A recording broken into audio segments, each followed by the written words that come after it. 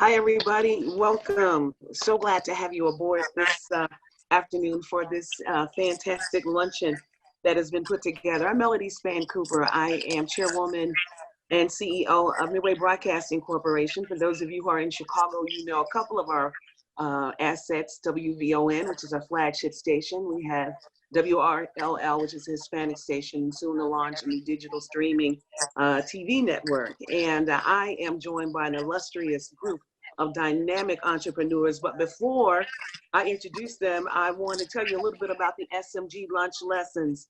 And I am honored to be a part of this today. It's the brainchild and trust of a dynamic young woman who could be a part of this as well, Pam Redwood, who I'm sure is watching us today. SMG Speakers Bureau connects event organizers to speakers, and that is the company that she owns. SMG Lunch Lessons was birthed for the need to uplift and empower our communities during these times.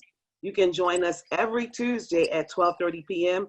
for SMG Lunch Lesson, where we provide nationally recognized speakers and thought leaders from around the world to provide resources and tools to help you excel in all areas of your life. You cannot leave this panel today without being empowered. You just cannot.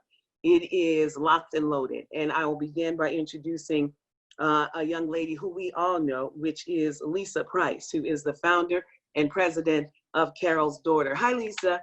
Lisa has done an incredible job, as we all know, with curiosity and determination mixed with moments of panic, which we all understand today, right? And a resounding belief that products that were made with love and delivered on promise would find a following, and that she did. More than a quarter of a century later, even amid massive industry disruption, new company leadership, and acquisition by L'Oreal, Carol's Daughter continues to thrive and remain relevant in an industry where brands come and go as quickly as trends change. Carol's Daughter began in Price's Brooklyn kitchen with, she had a career in TV. She's going to tell you more about this. In 1993, Price, with a gentle nudge from her mother, Carol, began to sell her products. With only $100 on a cramped kitchen table, she began to put them out. And I love this quote from you, Carol. She says, "To name my company,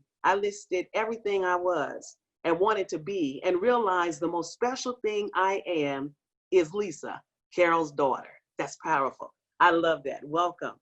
I want to also introduce you to Monique Rodriguez, who's the founder and CEO of Mielle Organics. Am I pronouncing that right, Monique? Is it Mielle? It's Mielle. Mielle was founded in, thank you, in 2014 after her healthy hair care regimen for her tailbone length hair became somewhat of a craze among her social media followers, which are now 550,000. The company began with only one product, an advanced hair formula. Since then, Mielle has expanded to a half dozen collections under Monique's direction, including products for skin and children. Mielle has been distributed in more than 87 countries and can be found in more than 100,000 stores across the US, including big box retailers. Thank you so much for joining us, Monique. I know you don't have a lot of time with us, and I'm going to come straight to you right after I introduce the sister scientist. Erica Douglas, better known as the sister scientist, is a formulating cosmetic chemist who earned her degree in chemical engineering from Stanford University. She has been the scientific mind behind brands that we all know, which is the Organic Root Stimulated line, which includes the olive oil, which includes the Curls Unleashed and Hair Repair. Sister Scientist has traveled the world searching for untapped scientific research and natural ingredients as an advocate for expanding research efforts in hair and skin. Erica uses Sister Scientist as a fun and creative platform for consumers who are looking for products. She also uses this medium to encourage young women to pursue career goals in science and engineering by breaking stereotypes to show that being a nerd can be pretty cool, and it is. Welcome, ladies. Thank you all so much.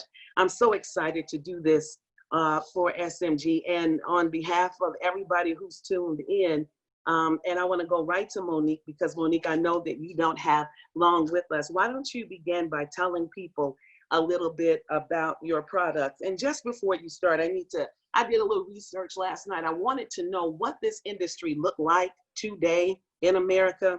And the hair care industry alone, Black hair industry, is a $2.3 billion industry just in America alone. That's a lot of money and a lot of power. And I went on further to learn that Mielle Products is one of the fastest growing in the country right now. So congratulations to you. Tell us a little bit about how you got started, Monique. Yeah, so I started Mielle Organics in 2014. So it'll actually be our 6-year anniversary, May 23rd. So we're coming up on that in a couple of weeks. But I started by making products at home. My background is in nursing. I was a registered nurse for 8 years, but I've always had a love and a passion for the beauty space and the hair space ever since I was a little girl. Like I was doing lymph checks and checking my lymph before lymph checks even existed. So I've always had an obsession for hair care. And I started in 2000, later half of 2013, going into 2014, after I went through a very tragic situation in my life. I actually lost my son when I was 8 months pregnant. So it was a very traumatic experience. It was when my whole world turned upside down and I was really seeking guidance from God and just asking for direction. You know, after going through that, I still had to go back to a job that I was miserable at. I didn't want to work as a nurse. Hate is a strong word, but I really disliked my job. And so having to go back to that job and, you know, after what I had gone through, I was really like, this cannot be life. Like I need something else to do. I need something to keep my mind stable. And of course, you know, started going to church more, develop and deepen my relationship with God. And I firmly believe that once you deepen that relationship with God, that he speaks to you and he reveals to you. And I got the revelation that, you know, to talk about hair care. So my initial thought was not to create a hair product collection. My initial thought was I'm going to help educate women on how to care for their hair properly. I was also transitioning from having severely heat damaged hair to wanting to embrace my natural curls. So throughout my transition, I was sharing my journey of different ingredients that I would use on my hair at home. I would make different recipes. I would post it on social media because I was sharing what I thought was helping other women, and women started gravitating to the information that I was providing. And it got to the point where they started asking, can I just buy the concoctions that you're making? And that was when the light bulb went off, because I do feel that God uses us all as vessels here on this earth. And he used whoever sent me that message at that time via Instagram that said I wanted to buy it. That encouraged me to really step out on faith and to really do what I love doing. And that was really educating and talking about hair care. And that's really how Mielle Organics was started. Yeah. And Monique, that's a powerful story. I think disruption oftentimes brings about the greatest idea. I think about this pandemic right now, right? Mm-hmm. So how did you begin to take it to the public? How did you start that? Well, I think the public kind of demanded for Mielle before I was really ready. We entered into our first retail chain after being in business for a year, which really hasn't happened to a new brand. So, you know, I felt that my gift was making room for me. This was my gift. I was operating in my purpose. I had no idea that I was going to go into retail. That wasn't even that was my 5-year plan to go into a major retail. So when the demand started to grow and we started getting phone calls from retailers to come that wanted to meet with us, it was like, okay, well, the brand is basically speaking for itself. Yeah. So they were calling you.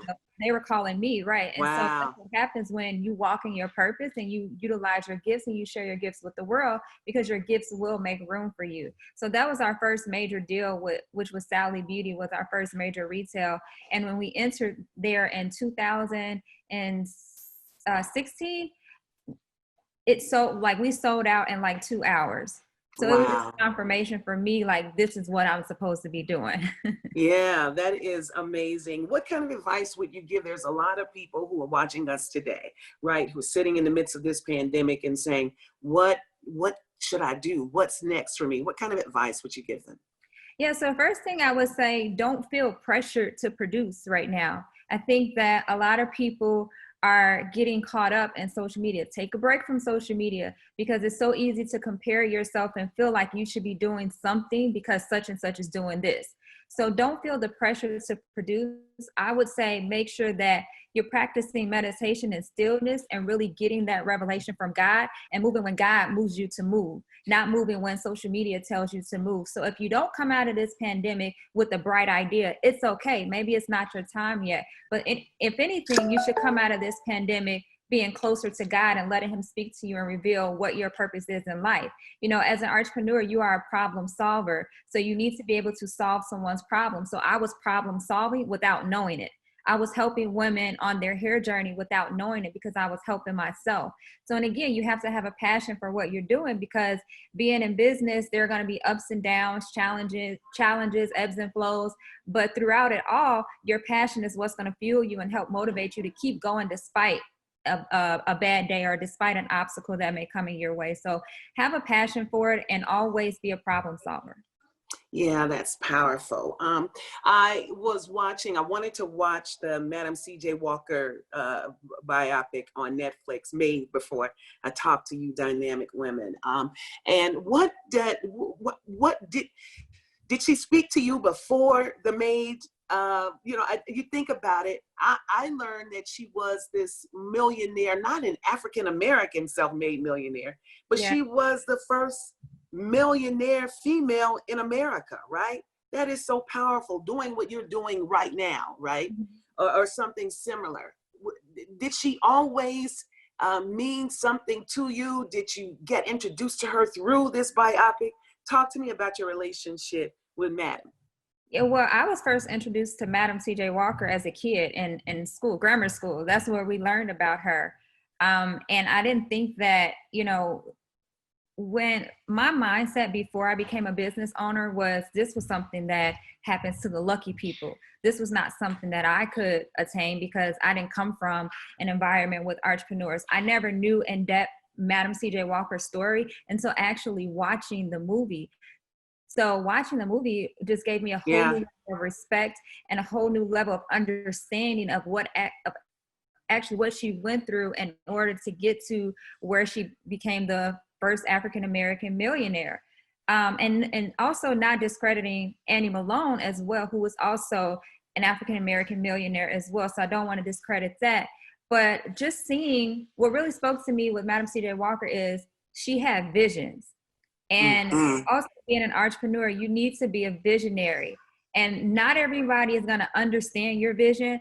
People are going to give you pushback for your vision, but you have to have that vision. And first of all, it has to come from God. And I got that from the movie, that her visions came from God, and that vision is so strong that nobody can tell you anything. That's right. You have to keep pushing forward despite the naysayers, despite the prejudice, despite, any type of obstacles, because she heard no a lot of times building her company, but she didn't let that no stop her. And I'm a firm believer that man's rejection is God's protection. So just because you get a no doesn't mean you give up and you stop. No, you keep going and you figure out a way to make someone say yes and make the offer so good that they can't help but say yes. So, that's what what really resonated to me in the movie, is that, she was a tough cookie and she didn't take no for an answer. And she was very driven and determined. And that's right. We don't have very much longer with you, Monique. Just 2 final questions. What's next for Mielle Products? Fastest growing. That's powerful. What's the next formula? So we just actually launched a new collection like 2-3 days ago, and that's our new rice water collection. So I'm super excited about that. And the rice water collection is formulated with rice water, is formulated with yuzu, is for growth and length retention. And I created this collection because it's called Listening to the Ear of Your Consumers, my ears to the consumers. And I saw this craze about rice water, and I started looking into it and looking at the ingredients. And I decided that this is a really great ingredient that I want to create. And I created a full collection that focused on rice water and yuzu, on growth and length retention. And then also we're launching a global beauty campaign, which is called More Than a Strand. at Mielle, I've been very clear on our mission, which is to educate, empower, and excite women about healthy hair. Now, hair care has given me this platform, but I choose to use my platform to also serve for the better good. And we are way more than just shampoo and conditioner. We're about impact. We're about changing lives in our communities. So we're taking this global approach to South Africa, the Caribbean, also here domestically, and we're educating women on entrepreneurship, economic development, and also education in their community. So, we're global. We're taking this global. I love that. Congratulations. One last question. Thank you. What will be your legacy? What do you want your legacy to be? When 100 years from now, the way we accept Madam C.J. Walker and look at her, what do you want your legacy to be? What I want my legacy to be is I want to be known for how many people I helped and inspired and how many lives I've impacted and changed along my journey. Because to me, success is not about me. What I do is not about me. It's about who I serve. And number one, I serve God. And second thing, I serve his people. So this is the reason why he's given me this platform, because he wants me to use this platform to inspire, to motivate his people so they can look at me and say, oh, Monique, she didn't have much. She, because the mindset that I had, I don't want anybody to think that. I want people to look at me and say that she's a regular person. She didn't come from much, but she followed her dream. And so I just want to continue to impact and change lives and give people hope to know that they can do anything that they set their mind to, as long as they believe and they trust in God. Monique, congratulations. You are dynamic, and I just cannot, it's already amazing what is happening, but what you will do for us and our people and for Black women and for women all over the globe is just amazing. So may God continue to bless you, and thank you for joining us. Thank you so much. And I'm sorry to leave early. Just had another meeting that came in all of a sudden. So I apologize. Hey, duty calls. All right, thank you. That's all right. All right, You're leaving us in good hands. Bye, Monique. Bye. Nice seeing you guys. Bye. You're leaving us in good hands. Dr. Erica and Monique Price, Lisa Price, are here with us to continue the conversation. And so I'm excited to do that. So ladies, when you hear the stories of Monique, and you see her, especially you, Carol, because you kind of set the template in contemporary times for this. Share with us your story. Well, I started Carol's Daughter in my kitchen in 1993. I did not realize at the time that I was starting a brand, that I was starting a business that, we would be talking about all of these years later. I didn't even start off with hair care. I started off with a body butter, a moisturizer, because I had really dry skin. And I wanted to make something that would moisturize my skin. And I began to share that with friends and family. And my mother was the person who suggested that I sell that to people. And once I began to sell and go out and do craft fairs and flea markets and things like that in Brooklyn, women would ask me for products for their hair. And so I started to learn about oils and herbs and butters, and experimented making hair care products.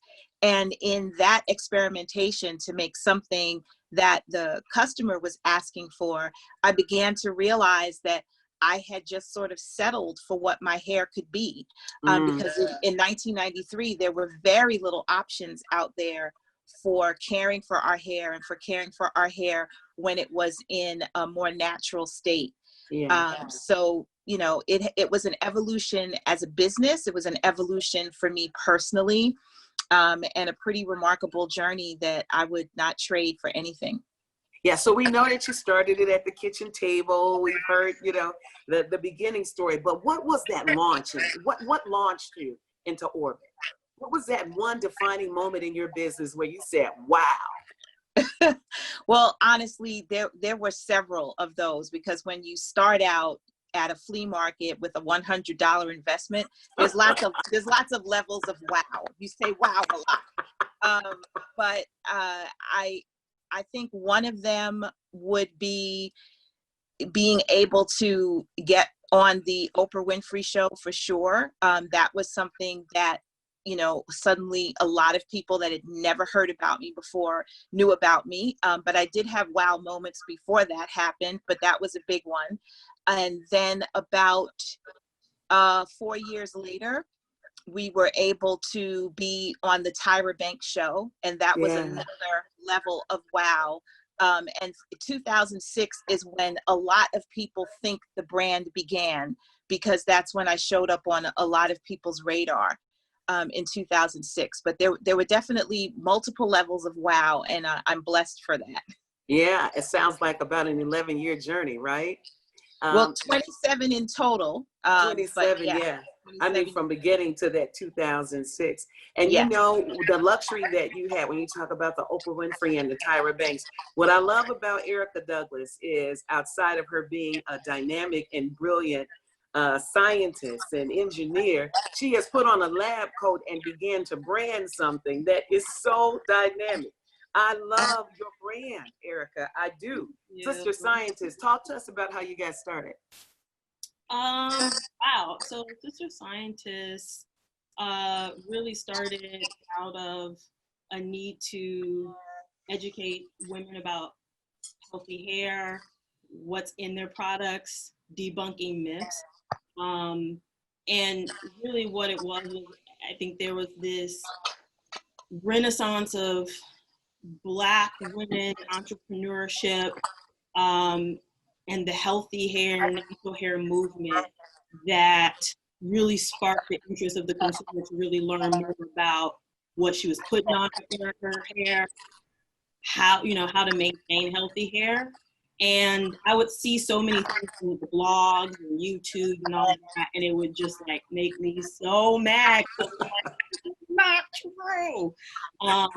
And somehow I was inserted into the conversation to be able to get in front of the consumer and be able to answer some of these questions with some scientific background and factual information.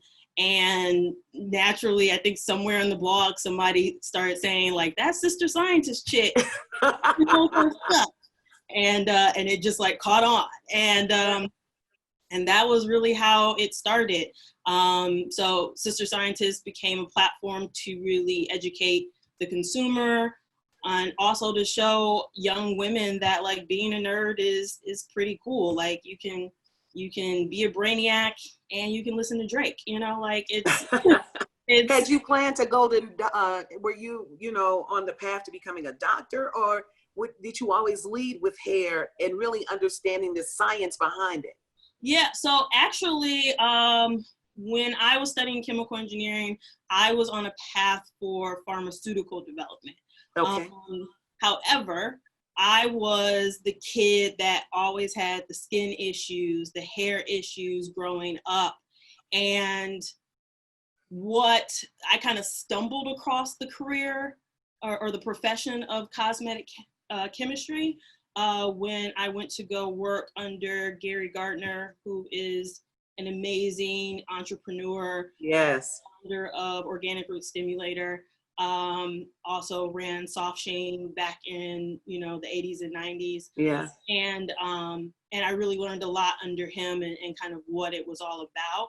And for me, it was, how can I use what I have been taught, all of the lessons that I spent all this money to gather, and create solutions that weren't available for me when I was growing up. So I knew exactly what it felt like to be the oddball out, because my hair never looked like everybody else growing up in, Chicagoland, suburbia.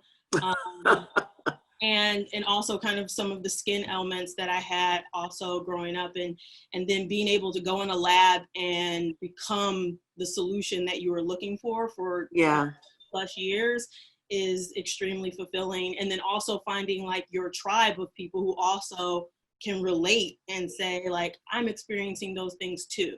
And so it was really, kind of founded out of this community of people who wanted solutions, and knowing that I had, something in me to create the answers, to find the answers, and to create the solutions. Yeah, that's powerful. And you come out of Chicago. Big ups to Chicago. I got to say this. You know, I know Brooklyn's in the house with Carol, but I think about the hair care leaders that really came out of Chicago. When you think about the Gardner's family with Soft Sheen, and before that, George Johnson with Ultra Sheen. That was before your time now, but. Well, you know, what's funny is actually I grew up as a Soft Sheen baby because my mother worked for Soft Sheen. So I saw normal to see what Black entrepreneurship looked like. Sure. And see how a Black man was creating jobs for all these people on the South Side. Like that was normal in my world. And you know, and then when I kind of grew up and realized like, oh, that was the exception. I wanted to continue the process of making that normal. Absolutely. I think about Luster Products too, still there. And it all began with a gentleman. I got it through, since we're doing a show like this, called S.B. Fuller. If you've never heard of him, Erica or Carol, please pick up his book. He started in Chicago, and I mean, he employed thousands of African Americans right in our communities, door-to-door sales with beauty products like those that you guys have created. So we got to pay homage to our history. Lisa, I want to go to you. You're featured in a Netflix special. She did that. Millions of women from around the world have been inspired from the documentary. Why don't you share with women what it was about and what it was like for you to be chosen for this documentary? I love this story and this part of my life, because the way that it came about, the executive producer of the film is a woman named Renee Blewett. And Renee has a blog called In Her Shoes. And Renee would do different events that highlighted Black women entrepreneurs. She had photo exhibits. She still has a holiday bazaar every year. And she would profile Black women entrepreneurs, and she came out of a PR background, so she also did PR for Black women entrepreneurs. And she got this idea that she wanted to tell the story of Black women who are entrepreneurs with this film. So when she reached out to me, never did I think about, I'm going to be in a movie. I'm going to be in a movie with lots of women that I admire. It's going to be on Netflix and people are going to it. Like none of this occurred to me. All I heard was, my friend is working on a project and she wants me to be a part of it. And it has a beautiful purpose and message. And yes, I will be there. And it was so important to me to do it. I actually filmed the interview of that when I'm wearing the green jacket and I'm seated. That interview was done after I had had foot surgery, and I was just beginning to kind of like come back to work. And I remember saying to her, okay, I can do it, but don't shoot my feet because I can't put real shoes on. And I can't walk around, you know. So she shot the interview part first, and then we shot other things later. But it is just remarkable to watch it go from just the seed in her head and watch her fundraise for it, watch her run out of money and go back and get more money and finish the editing, and literally watch her give birth to a dream. And I could not be more blessed to be a part of it, just to watch it unfold. To me, that's the of it. Is it on Netflix now? Can we watch it? It is on Netflix now. Okay, all right. That was another like cool thing when it was on, to go through my own menu and see it trending. I love that. And say, I'm in this. I'm in this. I love that. I love that. Erica, as a scientist, I'm sure you're constantly inundated with tons of questions around hair care. There are a lot of stylists watching us and joining us today as well. Is there a magic potion to keep our hair beautiful every day? And if not, I know it's not. Why do you think I got these braids in the middle of a pandemic? But what are some of the myths surrounding natural hair? I think the best thing that we all need to understand is that hair is unique as each individual that it belongs to. and that you can't put yourself in a box. And too often we are looking at the YouTubes, we're on the blogs, and we're like, hey, that worked for her, why didn't it work for me? And so the first thing that anybody can ever do to ensure that you're going to have, healthy hair and be able to maintain the type of hairstyle that you want to maintain is you have to understand your hair. And if you do not understand your hair, then you're just kind of throwing a whole bunch of stuff at it, not really knowing what will work, why it will work, or why it won't work. And so I always encourage women to really understand a few different elements.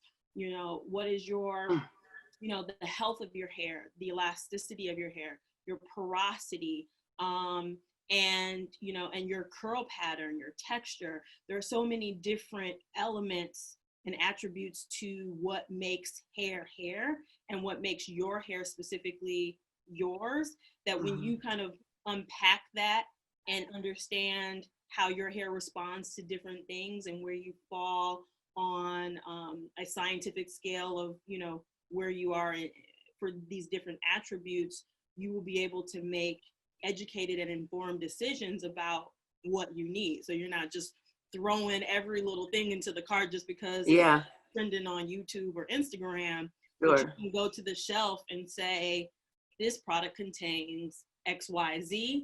I know I have low porosity. I need something that's going to help, open the cuticle and be able to infuse moisture. Therefore, I should be looking for products that do this. And so I really come from it from a place of just understanding your hair and then making decisions based off of an understanding of the scientific elements of and biology of hair. Sure. I'm sure there's a lot of people who are watching us today who are stylists, who are shut down, who are not able to, work and not able to, their income has been so impacted by this situation. And I'd like for you both to speak to how this pandemic is impacting you and offer your best advice for women now who are like, what am I going to do? What is your best advice? Carol, let's start with you. Okay. Right before I answer your question, I'll just answer a question that I kept seeing popping up on my screen because I don't know if there's somebody else answering questions. People asked about the name of the film for us to say it again. The film is called She Did That, and it's on Netflix. Yeah. It's called She Did That. She Did That, yes. When it comes to going through this pandemic, if you are a person who has a small business, if you are a person who is a stylist, if you are a person who no longer has your job, you don't have your income, I think the most important thing to do is to just give yourself grace first and foremost, because what has occurred is completely out of everyone's control. So it is not about you're not good enough, you're not smart enough, your business wasn't together, you didn't do well enough at work. Like, none of that is happening right now, because what is happening is something that we don't have a grip on. And if you look at it in the perspective of, there was this stimulus package with all of this money to go to loans for businesses so that businesses could stay afloat. And when you look at who got the money first, the larger companies, I'm not saying that to call them out. I'm not calling them greedy, none of that, because larger companies have huge payrolls. So they're potentially keeping a lot of people employed. But if you look at it from the perspective of that huge company, United Airlines needed help, then why shouldn't you need help? If they needed to go and get money, then you have done nothing.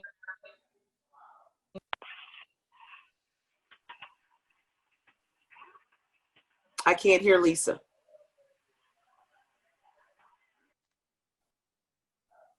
And if you have a small business and your small business does not survive COVID-19, because that will be the reality for a lot of businesses. It doesn't mean you can't start over. It doesn't mean that you can't do it again and learn what you can learn from going through this. And we all know in our lives that when we go through something challenging and painful and difficult, we come out on the other side stronger. We come out on the other side with lessons that we never would have had before. Going through the storm is not always pleasant, but we know we will come out on the other side. And, you know, just echoing back to Monique shared, you know, that she went through something painful in her personal life with losing a child. And look at where she is today, because she had to go through her process and go through her storm and listen to what God had to say to her. So we're all in this place right now, and we have to listen to what those messages are. And it's not about blame. It's not about fault. It's not about coming out on top. It's, what am I supposed to learn from this? And how can you help me get to the other side? Yes, that's powerful. Erica, how about you? Great. I didn't know we was going to be preaching on here. We're taking us to church. I'm like, Speaking the truth. She's speaking the truth. Yes. No, these are all, this is great because, so I don't know if it was mentioned or if the audience here knows what I do, but like Sister Scientist is what you guys know me as on social media and in social media streets. But my day-to-day job is I'm the founder and CEO of a company called MC Group. And MC Group was founded to help stylists, entrepreneurs, people with ideas who want to start brands, to be able to help small brands become successful, to grow those brands. And so we actually help budding entrepreneurs to formulate their products, to get their products on the market, and we also manufacture and scale products here. Wow. And what has been amazing about going through this storm, everybody is affected by this. Mm-hmm. But the thing that has really inspired me, and where I am just extremely grateful to be where I am today, is because we have had unprecedented amounts of people calling and inquiring about, hey, I've been wanting to start my own brand. What do I need to do that? And so this has given some people the push that they needed. Sometimes, people get, we've heard people get laid off, and it being an opportunity in disguise. And so I see this pandemic as an opportunity in disguise for a number of people who have been sitting on a dream deferred, and sitting on something that they needed a push to really go out there and get started. And so although, I think Monique touched on it, but sometimes you don't have to be productive. Like it's a lot to unpack in what we are going through. And so you have to do what's best for your mental health and kind of where you are in life and kind of how you process. But what I have seen are a number of women and young men coming out of this, like, this is my time to start building. And if you look at, if you study business or even just look at some of the successful, very big brands today, a lot of successful people and a lot of successful brands have come out of recession. And so this has been an amazing time, just seeing and being able to interact with new budding entrepreneurs, understanding kind of where they are and helping to guide them through this process of starting their own businesses. So I know it seems like it is a lot, but out of a test comes a testimony. Testimony, that's it, Erica. What I really, why I do what I do is because I love being a part of somebody's testimony and being part of their story. And I don't even know I don't think I've ever talked to Lisa about this, or if you even know, but one of the reasons we started MC Group was because her, Lisa, you being the pioneer and one of the first movers in this natural hair movement, I got a lot of calls about how people were trying to take your brand to the next level, and some of the obstacles that were going on behind the scenes. And I said, this is a damn shame. Oh, can we curse something? Yes, you can. It's a damn shame that this brand has not been able to do what it can do because there were people closing doors in places where, where they should have been opening them, specifically for Lisa and the brand Carol's Daughter. And that's what made me quit my job, was because I said, there are all these young women out here trying to do big things. The gatekeepers should not be the gatekeepers. Yes. Being able to give those brands a chance, give those people a chance to grow something and to see their vision come to life is literally, why I'm here and what I do every day. So this has been, a very tumultuous time, but also what I see are the seeds being planted for big things to come over the next 2, 3, 5, 10 years. Let me just ask Erica, how do people reach you? That is a dynamic space that you have found, and especially at a time like now. Because there are people, we look at stylists and people who are in the industry, they're artists. They know what they know how to do hair. Then there's that entrepreneur side. There's a stylist in Chicago, Spring Capers, who is just brilliant. I watch how she talks to her stylist that's in her shop. She helps them understand money and how to buy homes and things of that sort. You're doing that. Tell people how they can reach you and maybe get a consultation. Is it open? How do you do that? Yeah, just go to sisterscientist.com, and there is a section, I think, work with Sister Scientists. Put your information in there, and we go through all the information, my team and I, and we're working, like, it's been crazy right now. I bet. To everybody. So, sometimes you just don't know what you don't know. Yeah. We just want to give people the information that they need just to get started. Yeah, I love that pipeline. Congratulations. I'm glad that you shared that. And back to you, Carol. Sometimes our businesses grow so big and you have to make a decision. When I watched the Madam C.J. Walker, she had that part in her business where the business got so big, right? And here's this opportunity. And you had that experience. I think that you had an acquisition with L'Oreal. Talk about how you make those decisions, how you knew, and what's your best advice on next steps for people who have established businesses who are scaling up? Well, there's a lot in that question that you just asked.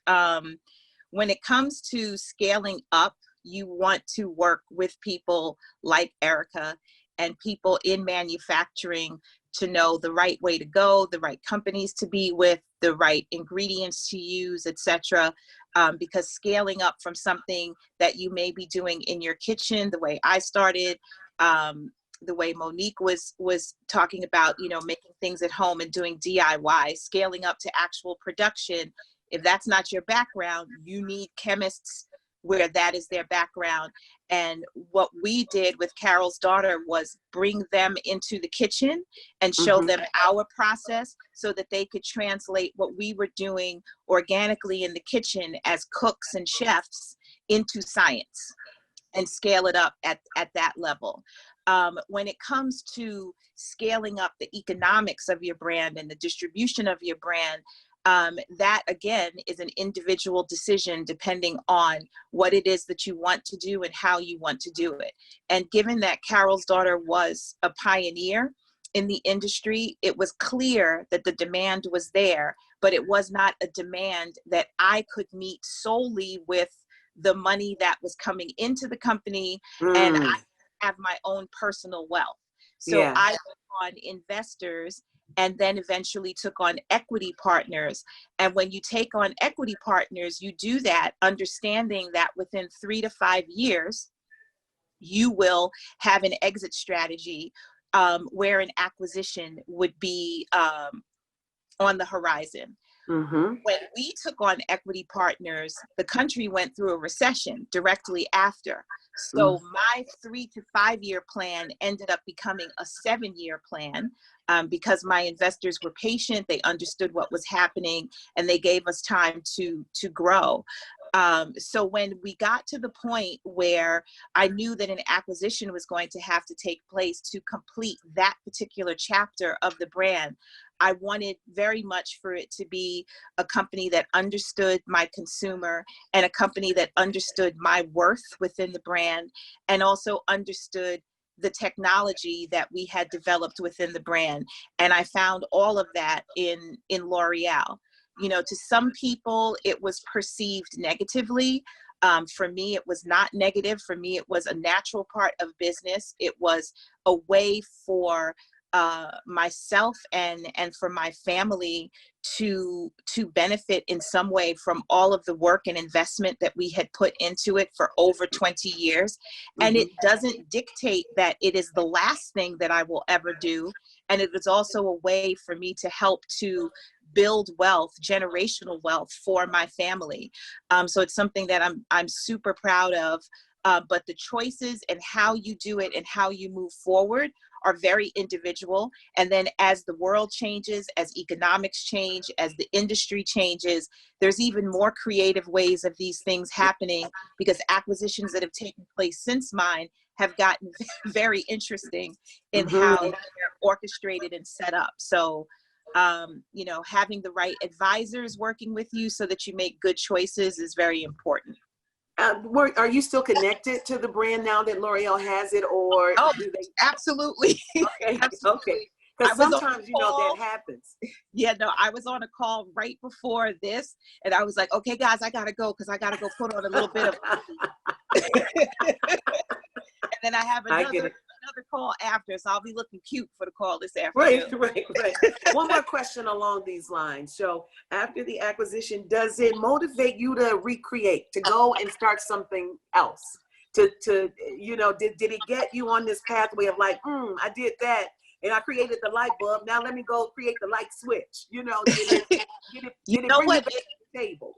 The thing that I've gone through and what I've learned is I need to create that's the thing that I do. That's my passion. So I also knit, I also crochet, but I've gone back into the kitchen and I produce things in the kitchen. And what has been amazing is to do exactly what I used to do before in the very early days. But when I did it before, I was doing it from a place of, how much does this cost? What am I going to sell it for? What profit can I make? And there were finances built around it because it's how we fed our family. Now I get to do it and give it away as gifts and just have fun and experiment. And there's something really beautiful about that, to be able to take that same craft and just share it and give it.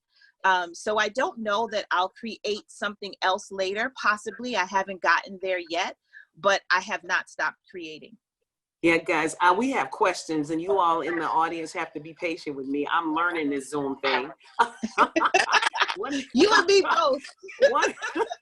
One of the questions was, did the formula change with the acquisition of L'Oreal? Did they do anything to modify your formula?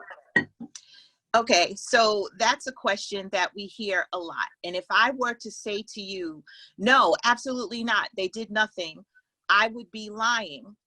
But if I answer the question and say, yes, things did change, then it sounds as if something insidious occurred. And that's not the case.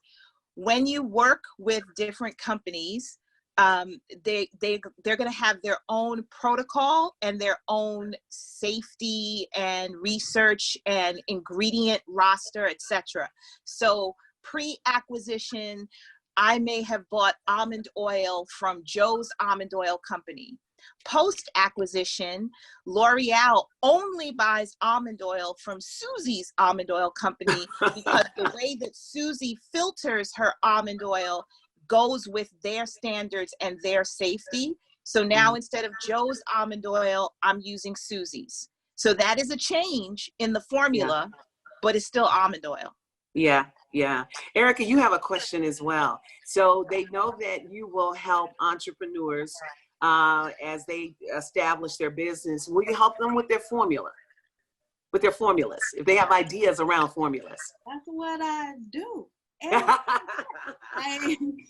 That's my whole purpose. Yeah. So yes, I definitely, I have a few different types of clients who come to me. They're the clients who are just like, I don't know, you tell me what's best. And we have stock formulas or kind of like pre-made formulas that have already been tested and proven, that some people just like to kind of put their creativity on. And then I have the artisans like the Lisa Prices of the world who have been in their kitchens mixing stuff up and really understanding their own formulas, and just need a little bit of help to scale that and to refine it and to ensure that it's stable and meets all of the regulations, Sure. safety protocols that are necessary to have a product on the market.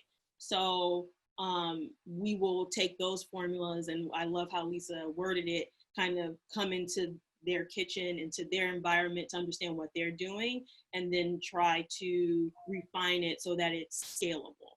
And in that process, what we are doing is kind of also like even at the very beginning stages, trying to help these kitchen-ticians and I love that. mixologists to figure out ways to, one, ensure that their formulas are profitable, because it's one thing to be able to make a whole bunch of stuff and then sell it, but if you ain't making no money, you don't have a business, you have a hobby. Okay. And so one of our jobs is to make sure that the Preach. Right. And one of the things that we would do is take them through the process of optimizing their formulas to ensure that they can still make money, and ensuring that you're selling it at the right price point. Also ensuring that that it's stable and can be scalable. That means after you outgrow our facility, that we can take you to any big manufacturer in the country or the world, and they're not looking at you like, I know we can't shake this upside down and, have a full moon when we make the product and we pray over it. Like, no, there have to be standard operational procedures in order to make sure that you get the same formula wherever you take it. And so that's my job, is to really ensure that an entrepreneur can come out with something that they want, something that really represents everything that they've been working to create, but is also scalable and profitable. That's awesome. So we're kind of getting close to the end, and I think we got to spend some time talking about Madam C.J. Walker. I think we do, and her impact on our lives, not just as entrepreneurs, not just as her being the first female millionaire, but her in her life and her legacy becomes important to all of our stories. So, Carol, would you like to start? Do we lose Carol? Yeah, hi, sorry. I had my phone muted because I think I was giving an echo to the transmission. For me, what I have, I guess, attached myself to with regard to Madam Walker was never formulations. It was never that, we're kind of making the same thing.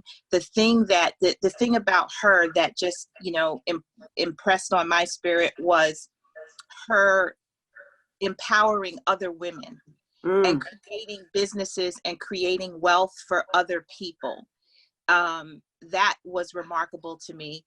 And something that I've kept in mind. I don't have a similar business structure and never had, where, there's sales reps, but in bringing people into the company to work, I always thought about the person who may not get the same shot someplace else can get the shot here. And they may not stay here because they are going to move on to do other things, but they get the opportunity to have the title here that someone else is just never going to give them. So that then when they walk out of here, that title is on their resume, and now they can demand that title someplace else. Yeah. And so for me, it's about that type of legacy and that type of encouragement. And, you know, always recognizing that within our community, we work twice as hard to get half as much. So if you're in my community, I don't want you to work twice as hard to get half as much. I want you to get what you're supposed to get. And then when you leave my spot, go to the next person and get more. I love that. I love that. That's what she represents to me. That's powerful, Carol. Thank you. Thank you. How about you, Erica? For me, it's along the same lines. What I loved about Madam C.J. Walker, what really inspired me, was her ability to empower others and her big picture mindset. She never, you know, people would say, oh, you can't, and that motivated her even more to say, oh, but watch me. You know, like, you're telling me that I'm unable or cannot do something. I'm going to work 10 times as hard to prove you wrong. And then on top of that, I'm going to bring some other people with me. One of the things that quotes that I live by is that success is not measured by how high you climb to the top of the mountain, but rather how many people you bring with you. And so I felt that Madam C.J. Walker represents that to the fullest, because it wasn't about creating one millionaire. It was about creating a community of millionaires. Yes. The fact that she wanted control of her product and she built a manufacturing facility. That's literally, Madam C.J. Walker is the reason why I built a manufacturing facility, so that nobody would be able to tell me who I could work with, what products I could or couldn't make, or that I would have to wait on somebody's permission on what to launch, or who should be the next person to get a shot at being the next Mielle Organics or being the next Carol's daughter, and being able to, kind of lower those barriers for other young women, and some young men out there too with these beard lines. They cracking too. Yeah. I wanted to help kind of open the gate, lower those barriers, which is really the business model that J. Walker lived by. Yeah. So the blueprint of her business model and her mindset is through the DNA of MC Group and Sister Scientists all day. Like, there's like, when people are like, oh, I'm so impressed with what you created, I'm like, I can't take all the credit. Like, look up Madam C.J. Walker, and I'm like, I'm doing that. That's it. I was enthralled by it because what I know that is woven in all of us is vision. She was a woman of vision. If you think about it, I don't know that she created as much as she did was understood how to take it to scale, how to move people, how to motivate people, and her conviction around it. And she was willing to sacrifice everything for it, right? She had a vision and a desire to succeed and to be something and to contribute on behalf of her people. And I think you all represent the best of this. I really do. And I appreciate you so much. I want to leave this segment with a poem that I saw. I don't know if you all ever heard this. And it was done by a young man out of North Carolina. He's a journalist and an activist.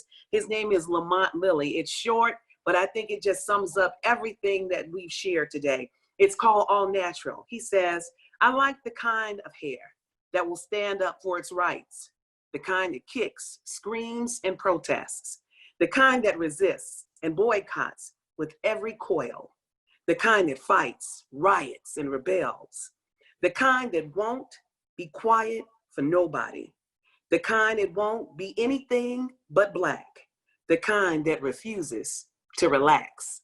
Is that powerful? Is that powerful? That's Lamont Lilly, and it was part of some piece he did book I think he wrote called Honor in the Ghetto. And so as we celebrate our beauty and our hair, I just thought All Natural just fit in. Thank you, ladies, so much. Thank you so much. Before we go, I want to invite you to join this dynamic SMG lunch session next Tuesday at the same time, 12:30 Central. You're going to want to be here for this one. In fact, set your calendars right now, because one of the most captivating and talented high performance coaches and personal development gurus of this generation, Linnell Harris, will spend lunch breaking down with you the mental shifts during quarantine. Learn how to create the life you want during quarantine, get empowered to take action and create a new relationship to your health and well-being. Join Linnell as he takes you on an inspirational journey of transformation. This webinar is focused on inner work, walk away with how to create mental and physical shifts to get empowered in all areas of your life.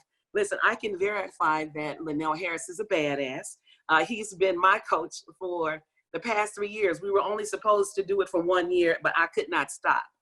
He was just giving me life. And so you'll want to see this. And it is because of him, I was able to do something that I am so proud of away from running my family's business. Was I wrote a book. It's called, how you like that transition? It's called The Girlfriend's Guide to Closing the Deal. It's about power, it's about people, and it's about purpose, and the soft skills that will help you get equity at the seat of opportunity, and talks about entrepreneurship. It's available on Amazon and wherever books are sold. I hope that you support me in this. Pam Redwood, congratulations. I want everyone to tell their friends about the SMG lunch lessons every Tuesday, 12:30 Central. Until next time, y'all take care and keep doing your thing. Right. Thank you so much. Thank you. Bye, everybody. Bye-bye. Thank you. Bye-bye. Carol, keep doing your thing, girl. Thank you.